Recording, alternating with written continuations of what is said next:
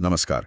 आज हम हुमायूं और शेरशाह सूरी के दौर को थोड़ा और करीब से देखेंगे। हमारे पास जो जानकारी है, कोशिश करेंगे कि उससे इन दोनों शासकों के जीवन, उनके जो टकराव थे और राजकाज की कुछ खास बातें निकालें।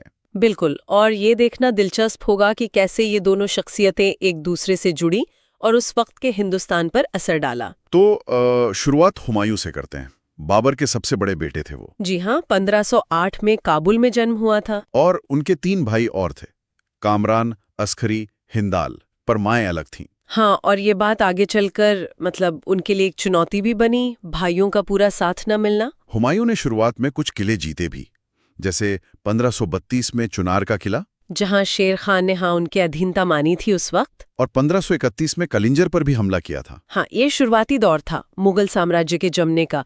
अंदरूनी चुनौतियां भी थीं और बाहरी भी। भाइयों वाला पहलू काफी अहम था इसमें। अच्छा, हुमायूं की लड़ाइयों की बात करें तो 4 बहुत जरूरी हैं। पहली थी दौरा की 1532 में, जहां अफगान विरोधियों को हराया। जी। फिर आई चौसा 1539 में, और कन्नौज 1540 में, और आखिर में 1555 में सरहिंद। चौसा की लड़ाई तो वो काफी निर्णायक थी, है ना? हाँ, बिल्कुल। यहीं पर शेर शाह ने हुमायूं को शिकस्त दी। कहते हैं कि कोई निजाम नाम का भिश्ती था, पानी भरने वाला, उसने हुमायूं की जान बचाई थी वहां। हाँ, ये किस्सा मशहूर है। चौसा और फिर फौरन बाद कन्नौज, जिसे बिलग्राम की लड़ाई भी कहते हैं, ये हारें हुमायूं के लिए बहुत बड़ी थीं। कन्नौज वाली हार 1540 की, उसके बाद तो हालत बहुत खराब हो गई। बिल्कुल, उसके बाद तो उन्हें हिंदुस्तान छोड़कर जाना पड़ा। एक तरह से निर्वासित जीवन जीना पड़ा, करीब 15 साल। और दूसरी तरफ शेरशाह का कद बहुत बढ़ गया इन जीतों से। जाहिर है, उनकी ताकत, उनकी प्रतिष्ठा, दोनों में बहुत इजाफा हुआ। तो अब जरा शेरशाह सूरी पर आते हैं। जी। असली नाम तो फरीद खान था, और ये बात मुझे बड़ी दिलचस्प लगी कि वो पढ़ने के लिए, तालीम के लिए 1494 में ही घर छोड़कर जौनपुर चले गए थे। हाँ, और जौनपुर उस वक्त कोई मामूली जगह नहीं थी।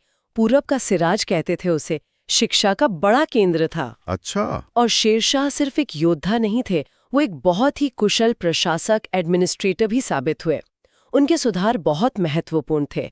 लगान व्यवस्था, प्रशासन, सेना और खास तौर पर मुद्रा प्रणाली में। हाँ, सिक्कों वाला सुधार तो बहुत सुना है। बिल्कुल। उन्होंने मिलावट खत्म करके लगभग शुद्ध सोने, चांदी और तांबे के सिक्के चलाए। चांदी का रुपया जो करीब 178 ग्रेन का था, और तांबे का दाम लगभग 380 ग्रेन का, ये बहुत मशहूर हुए। और इनका आपस में कोई रेट भी तय था? हाँ, विनिमय अनुपात एक्सचेंज रेट करीब 1 रुपया बराबर 64 दाम का था। इसने लेन देन को बहुत आसान बना दिया। गजब। और प्रशासन में बंगाल के लिए कुछ अलग किया था उन्होंने? हाँ, बंगाल बड़ा और अहम सूबा था, तो वहां उन्होंने, आप कह सकते हैं, पावर को थोड़ा बांटा। एक शिकदार होता था जो सैन्य अधिकारी था, और एक अमीर बंगाल जो नागरिक मामलों का प्रमुख था। अच्छा। काजी फजीलत पहले अमीर बंगाल बने थे। और किसानों के लिए भी कुछ था, पट्टा और कबूलियत? जी हाँ, पट्टा एक तरह का दस्तावेज था जिसमें किसान की जमीन और उस पर लगने वाला लगान लिखा होता था, और कबूलियत वो दस्तावेज था जिससे किसान लगान देने की हामी भरता था। मतलब सीधा हिसाब किताब। हाँ, इससे सरकार और किसान के बीच सीधा संपर्क बना और बिचौलियों की भूमिका कम हुई। शेरशाह ने दिल्ली में पुराना किला भी बनवाया है ना, और उसके अंदर एक मस्जिद भी? जी, पुराना किला और उसके अंदर किला कुहाना मस्जिद का निर्माण उन्हीं से जोड़ा जाता है। लेकिन फिर 1545 में उनकी मौत हो गई, कलिंजर अभियान के दौरान। हाँ, एक तोप का गोला फटने से दुखद अंत हुआ। उस वक्त कालिंजर के राजा कीरत सिंह थे। उनका एक और कथन मशहूर है, मारवाड़ युद्ध के वक्त का।